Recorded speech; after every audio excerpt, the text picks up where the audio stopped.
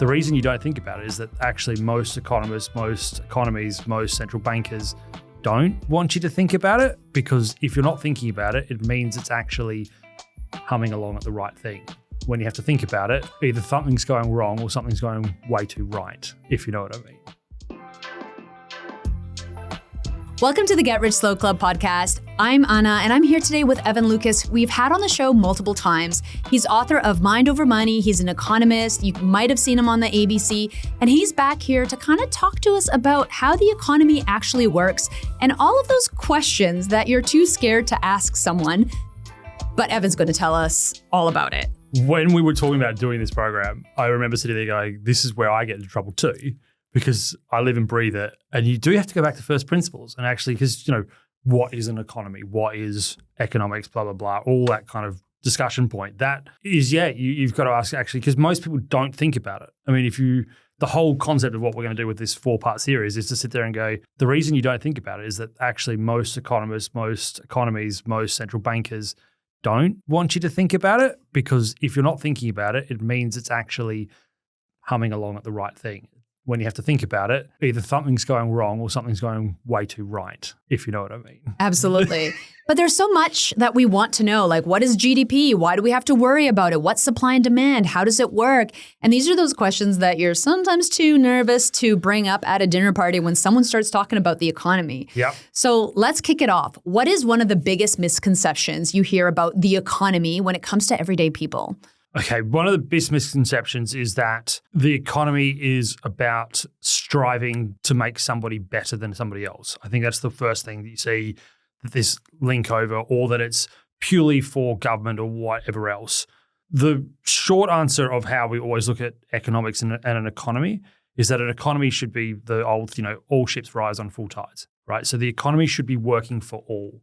So it should be, again, the way that it's most simply defined is that it's for the betterment of society. It's about making sure that the whole economy is growing in a way that betters society and therefore living standards and therefore the ability to do what you do. That's the simplest way to say it. Now, it still sounds a bit technically jargony, rah, but in simple, if you are working and living and operating in an economy that is growing at between 2 and 3% per annum, which we'll get through this series, where inflation's sitting at about 2%, where you're seeing interest rates sit at what we call a neutral rate, where they're not too tight to slow down money, but they're not too loose to try and accelerate things. That is the equilibrium, is the word they love in economics, that everything is hunky-dory. Very, very Goldilocks answer that, because that's the want. It's never that. And that's why the economy is ever present behind people's minds, that when it does go wrong or something happens, it's the first thing people talk about. So you said that the economy is supposed to grow and it's supposed to kind of benefit all. Yep. How do you actually calculate the growth of an economy? So before I answer that question, the other thing that happens with that, you can hear the cynic question, which is, how can anything grow infinitely? Yes, that's definitely a question I've asked multiple times. Yeah, so how does something grow infinitely? And that question, economists will still point out, is very hard, because there's an argument also, the full 101 economics, supply and demand, which I'll answer your question in a minute, is that surely there is a finite amount of resources, right? So that's the other question that comes to this. And the reason I'll leave that hanging like just a preposition is you can't say that there isn't infinite upside growth. It just doesn't exist. Not only that, we know that there is a finite amount of resources. The caveat is this: there is so many resources that actually the appearance of infinite growth is still very much present in where we sit. If you think about all of the resources that are out there and how we keep changing resources that we have, even on an infinite planet, away we go. Big, broad. But getting back to your question about how and why do we look at GDP and what does it do, you've got to measure how an economy is growing. And this is your year 10 economics. There's an equation, GDP, gross domestic product, so the output of a country or of a state or of a city or even of a region is the consumer, so consumption, plus government investment, which is government spending, government input, plus private investment, which is companies and institutions doing what they do, plus net exports. So that's exports minus imports. So if a country is bringing more goods in than they're exporting, they'll have negative net exports. etc. That's the equation.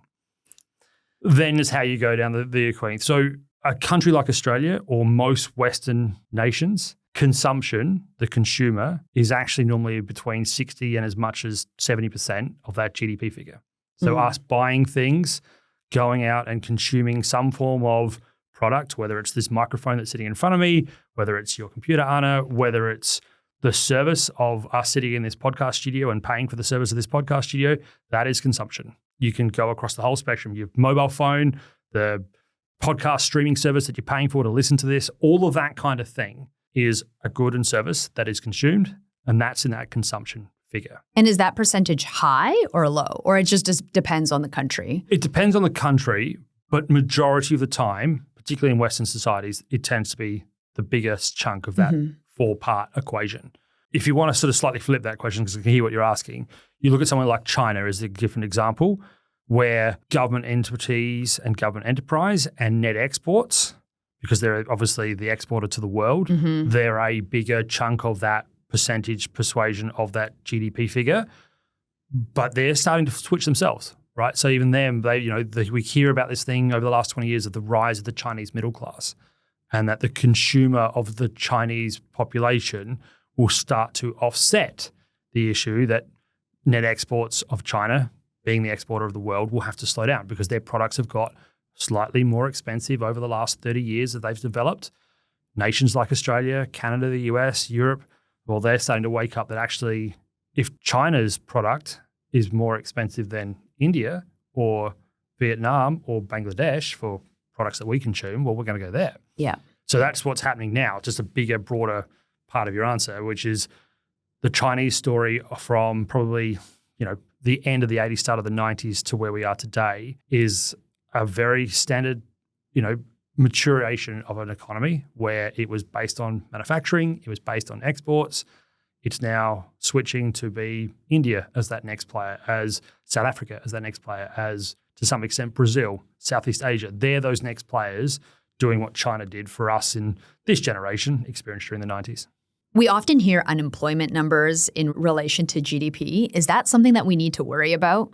Yeah. So the reason there's the right relation is, again, let's go all the way back to the human side of it that I love to talk about with you all the time. So if you become unemployed, are you going to consume like you were before you were employed? No, of course not. So that's the answer. So that's right. The way to look at it, is that the relationship is that when you start to see higher unemployment, the link to the economy is that GDP is going to slow because the level of consumption is going to slow. You then also look at it from the other side, is that the manufacturing of goods, let's say now by goods I mean, again, you and me doing this podcast is actually a manufacturing of something, will slow down because, I'm no longer here because I'm unemployed. And therefore the service output is lower. So therefore demand is also, coming off, supply is coming off. So it's all part of this circle. I think this is the thing I'll probably come back to a lot now, is that it all works almost in a circle. It's almost connected. And that's why, you do get these roundabout conversations, how can we have infinite growth when we've got, finite resources? How do we have a higher unemployment and continue to get the economy back into track? Blah, blah, blah. These are the nightmares. And that is the nightmares that central bankers have, right? This is their biggest concern, was like, what's more important? And we'll come to it over the next 3 episodes as well, is like, do I prioritize unemployment and getting people back into work, or do I prioritize inflation because for some reason at the moment they don't seem linked, or do we need to prioritize getting the economy growing again, but at the concern that we could hyperextend inflation because we're slowing so quickly, but blah, blah, blah. So all of that's there. I mean, the best way, let's go back a step further. We need to probably talk about supply and demand. That's exactly what I was going to ask. I was like, I thought about employment as you were talking about that because it reminded me of so many people being outraged when we heard that unemployment isn't high enough. Like when you hear announcements such as that, but particularly really, from the chief economist of the Reserve Bank of Australia. For sure. And that can feel very personal, right? For everyday people being like, oh, interest rates are going up, unemployment, how does that fit into the economy? We're talking about productivity. How does that tie back into supply and demand? What is the basics? Explain to me supply and demand like I'm 6 years old. So that question, firstly, you're touching on stagflation. So I'll come back to that point. Supply and demand, the simplest way to think about supply and demand. There's, you get the old X diagram, if you can remember them from, supply goes this way, demand goes this way, and the price. The way to look at it, I think the way I've explained it to like kids is, let's say your favorite presenter, let's say, for example, the Wiggles for a 6-year-old, or, for a 12-year-old, let's say it's some 20 band or what have you. They're selling concert tickets. So they're supplying 1,000 concert tickets into the market, and there's about 20,000 kids that want to go. So there's obviously more demand than supply. The price of the tickets then is the fact that there is so much more demand, the prices are clearly going to be higher because for every 2 people that want to go, there's only one ticket. But let's say the Wiggles wake up to that and go, well, actually, instead of just doing one show, we'll do 3. So now there's no actual change in the demand, but the amount of supply has rapidly increased. So you've now gone from having 10,000 tickets to 30,000 tickets with 20,000 people wanting and possibly more coming in for the demand. So that will bring prices down. So that's a really simplistic example of a supply and demand thing. Or the next way to look at it is, right now we're talking about the revolution of AI, and you look at something like Nvidia with the demand for its chips, right? And just how insatiable the demand is for its GPU units. They are supplying at highest levels they've ever produced, yet they still cannot keep up with the demand of the AI revolution. And because of that, the price of their chips have actually seen not just 3-figure percentage increases, we're talking 4-figure, like 1,000% increase in demand. And they've increased supply by like 500%. Their price of their GPU units have jumped up almost over 800% in the last 3 years alone, which is why Nvidia is now the richest company on the planet. This is when economics and business does intersect. Right, yep. So that's another way to look at it, is that there is clearly a product that everybody wants, and you lead to this hyperinflation scenario. So getting back to right at the start, the stagflation question. Yeah. What is stagflation? So you talked before about how is unemployment and growth linked. Well, the other part of it is how is inflation linked. Yes. Okay, so these 3 come into the answer. Stagflation was coined in the 70s when the first, inverted commas, stagflation environment happened. And we're sort of probably a bit in it right now. Back in the 70s, oil was the trigger for stagflation. And by stagflation, it means that growth was stagnant or going backwards. Unemployment was rising, but so was inflation. And the reason inflation was going up, despite everything that we're trying to do, was that oil was in a crisis, the Middle East was in another crisis, there was a complete seizing of supply of oil. Demand was actually the same, right? So people hadn't changed their demand, but there was all of a sudden no supply. So just like with the Wiggles example, we needed, 10 million barrels of oil per day. The supply of it was only 5 million, so therefore you had this hyperinflation of price. It therefore snowballs because we couldn't afford to buy oil. Businesses couldn't afford to therefore run their machines. That led to loss of profit. That led to cutting of costs, headcount. People became unemployed. People stopped consuming. GDP started going backwards. There's the circle. Yeah, it's terrifying. Right? So there's the circle. So that's stagflation. And that is terrifying. Yeah. And you then look at it and go, well, hang on, there's an argument to be made that that's sort of what we're experiencing right now with regards to what's going on in the Middle East and blah, blah, blah. So that is why it's always interlinked. And again, why the question that comes from stagflation as an example, or hyperinflation, like I explained before, Zimbabwe is an example of hyperinflation where they just kept printing money, giving more and more money into the economy, and they actually crashed it, is because if you can't rein it in, the whole idea of inflation, and this is probably the other answer I need to give you, is that the whole idea of making sure is that we have the stabilization of purchasing power. So the biggest impactor of living standards is if you can't purchase what you need to live. And if inflation's running ahead or so far ahead of living standards, then that's when you run into trouble. So all of that is all part of the question. Very big roundabout way of answering it. It's why it gets convoluted and quite tricky, but all of it is, as I said, it's the circle that is. Inflation's linked to GDP. GDP's linked to unemployment. Unemployment has links back to inflation and vice versa. It's about what lever you need to pull to keep it all sort of back into equilibrium. It always feels so overwhelming hearing all of that. If you're not someone who's interested in the economy, or you're just like, it's not for me, the only time you really feel affected is when interest rates change, when unemployment goes up, when the cost of food and everyday items get more expensive. That's the only time I feel like people really then want to kind of look at the economy and be like, I want to understand it.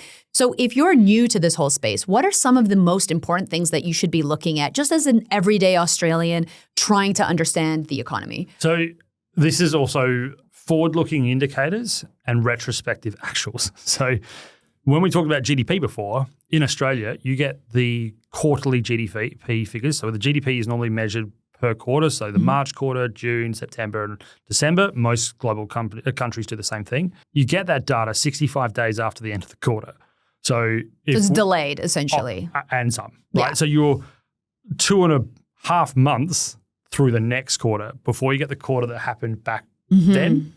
Your reaction to old data, like how does a central bank react to data that happened months and months ago? Yeah, this is where everyone looks at whether we should raise or drop interest rates, but this information is old information. So how do you make the best decision based on Thankfully, that? like inflation now is monthly, but like inflation was also in this country, Australia, was also until October last year also on quarterly data, which is way too long. Yeah. Right?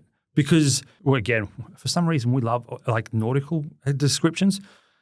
It takes 6 months to turn the ship around, right? So how do you turn an economy around with interest rate movements? And again, that'll be the discussion for the next couple of episodes. But you look at it from the point of view, what am I looking forward? So forward indicators. If you look at business confidence, if you look at consumer confidence, if you look at job ads, they come out weekly. You can't disguise that data. It is pretty instantaneous. By just getting the raw data off the hiring sites or off any of the listing sites, you can also get it from most of the company information coming in. If job ads are falling, the intention of hiring people is falling. Yeah. If you also start to see numbers from spending data, which you get out from the banks quite regularly with their credit card data, or you get it out from most of the ABS data that comes around spending habits and spending consumption, that comes out weekly and monthly. If that's slowing, that's another indicator to show, hang on a minute, yeah, GDP is coming in 65 days from now, but the data we're showing today suggests that the second quarter, because we're in the third quarter now, we're in July when we're recording this, that, hang on a minute, the third quarter of the calendar year could be much, much slower than what we thought. Do we go early? Do we not? So all of that is like, if you're watching this, the final answer is to go as granular as yourself. How do you feel? Does the economy feel like it's actually making you feel poorer or richer? Do you feel like you do have the control over your own financial and economic destiny? Yes or no? It's a little bit too simplistic, but more and more people are saying they don't at this point in the cycle. Sometimes, if you go back to the 2010s, when you ask that question, they're like, yeah, of course I do. And because the economy was going great. Very different vibe. And nobody had to think about it. Yeah. So, and then they're like, oh, wow, maybe I should have done more back then. All of that is part of the question, and part of the answer is that, again, just getting back to yourself, what does the economy feel like to me? Or at the moment it feels like X. Okay, that's an indicator to suggest that going forward, you're going to change your behavior, and therefore the output for the economy is going to change because your consumption is going to change up or down. Your understanding about what interest rates are going to be up or down, your expectation about inflation up or down, all comes back into the answer. So that actually kind of brings it all together for me, I think, Evan, in the fact that, yes, you might be looking at these numbers. And even if I'm not an economist, if deep down I know, oh man, it is getting really expensive to buy groceries, or I can't afford filling up my car, or you know what, that family holiday we were going to take, we might actually just do something locally. If I'm already feeling that, chances are other people are, and that's being reflected in the economy. Yeah, correct. So what are then things that I can do? If I'm feeling that, I'm obviously going to change my behavior. If I'm changing my behavior, I'm then affecting the economy. By affecting the economy, those numbers are changing. So is there anything as an individual that I can do besides just being aware of my own spending, what the government is stating is inflation and spending and supply and demand? Like, is there anything as an individual I can do, or is it just the awareness that is valuable? So the RBA would argue it's the awareness. So again, let's use the oil example. We know that it's not actually oil prices moving up or down, it's the expectation. Right. of Bowser prices. It's like buying toilet paper at COVID. Bingo. Yeah. Right. So if we look at the movement in oil prices in Australia at the start of the year versus what happened at the Bowser, they weren't actually in sync. We saw a massive surge in demand in that first week of the conflict, despite the fact that actually oil prices hadn't really moved. And so it got to $2 and X. Because people were anticipating. They were worried. So do you know who was doing it? Us. Farmers.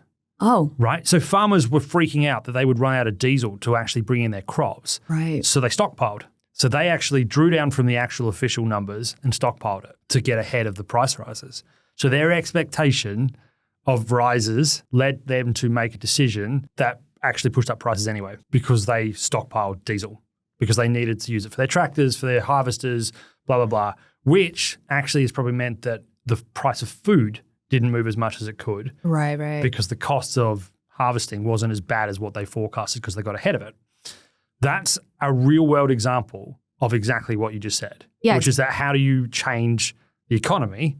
Well, farmers change the economy collectively because individually they're like, oh my word, I'm going to be bust out of the seams with my costs because fuel I need to actually harvest my crop is going to be so much more expensive in 2 weeks' time. Yeah. So it's the behavioral side of things that actually affects the economy over anything else. Over anything else. So if you go to the individual, you go, okay, I'm going to stop my overseas holidays. That's fine. The overseas holiday, obviously will slow down. That actually filters into some other countries' GDP. But the argument would be I need to make sure that I still help the economy here domestically. So maybe I won't cut out the cup of coffee that I buy from my barista down the street because that keeps them employed and keeps that turning over. And keeps them employed like the actual, employing. It's those little gives and takes. It is that choice. Now, unfortunately, the question is it's not even as simple as saying a discretionary item, overseas holiday versus a discretionary item of getting a coffee out. Yeah. It is essential v. essential, unfortunately. Again, we'll talk about that in the coming series, which is, do I prioritize meat over vegetables? Yeah. That's the real granular level. Yeah. And again, that question goes all the way back to the farmers as well. Both are farming, if they're in seeds and soft commodities versus, manufacturing and harvesting of animal products. Which one do you support, or do you support both? All of that goes back to that economic question and that individual question that comes with it. It's why it is that circle. It is literally, the individual, what the individual does, the impact that it has on the next individual, the decision it has on a sector, the sector's individual movement on grocery prices, the grocery prices at the supermarket therefore changing, and you're back to the start because the consumer is the one that walks into the store at Woolies or Coles and buys that individual product. I think for the longest time, I thought economy or economics was math and numbers and graphs, which it is.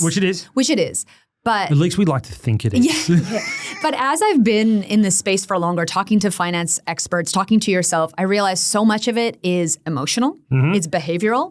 And it's really hard to project all of these things exactly because we don't know the sentiment of the farmers or the person, or you can guess it to a certain degree. Like, am I off? Yeah, you are. So that point realistically came out in the 1820s when there was this big debate in the UK around what's referred to as Homo economicus, which is this purely 100% rational being that looks to do and maximize to the nth degree. That doesn't exist. Correct, right? What I just described in, modern era, when you hear that, well, I just described a computer. Yeah, fair. Right? So back in their day, they didn't have a computer, but they described this idea that, the rational economic mind will maximize their return at every point in cycle. Now, that not only does that not exist, it's impossible. Yeah.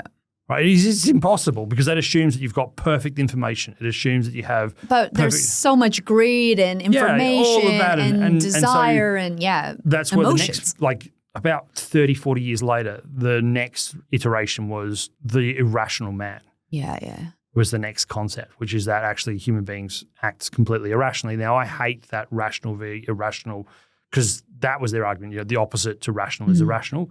No, I argue that it's actually rational versus reasonable. We've just talked about all these trade-offs, right? Yeah. Essential versus essential. Reasonable decision-making is a trade-off decision-making. I can't have my overseas holiday this year, but I can still afford to go out in my local area. That's a reasonable concept. Yeah. But the Homo economicus concept that you spoke about before, that full rational idea, well, I should just cut it all out and maximize what I have. No. That's not living, right? No, yeah, I was going to say that sounds horrible. That sounds horrible. So that's, but that Homo economicus is just sort of stuck. This concept that, we should be trying to do X, Y, Z and maximize what we have. And, the economics is rational. Economics is not rational. It is literally just the collation and mathematical modeling of the survey data that shows us doing X, Y, or Z. Why are we all buying AI chips at the moment? Why are we, at the moment seeing house prices fall because all of a sudden interest rates are higher and blah, blah, blah. That's all economics is. It's just studying us doing as a percentage majority in X, Y, Z direction. That's all it is. Yeah, it makes a lot of sense. Evan, I think we've covered a lot in this first episode. In one sentence, what is economics to you? Again, go back to what I said at the start. Economics is the study of how to better society, but that does not necessarily translate into the individual. That is the catch with economics. Love it. I can't wait for the next episode. Everyone, stay tuned. Thanks so much for joining us. If you found this episode helpful, please rate us 5 stars, write a review, or share with a friend. If you're new to investing, make sure to listen to our first 10 episodes. Follow us at Get Rich Slow Club or Tash at Tash Invests or me at Anna Christina. The Get Rich Slow Club podcast is a collaboration between Tash Etchman from Tash Invests and Anna Christina from Perler. Knowledge is power, especially when it comes to investing, so make sure to check out our financial services guide and read the product disclosure statements and target market determination for any investments you're considering. See our show notes for more info. Any advice is general and does not consider your financial situation, needs, or objectives, so consider whether it's appropriate for you. This show was brought to you by Natasha Etchman, who is a corporate authorized representative, number 1317713 of Rask Licensing Proprietary Limited, and Perler, who's an authorized representative 1281540 of Sanlam Private Wealth, AFSL 337927. The Get Rich Slow Club acknowledges the traditional custodians of the land we record on, from coast to coast across land, waters, and communities. We pay our respect to elders past, present, and emerging.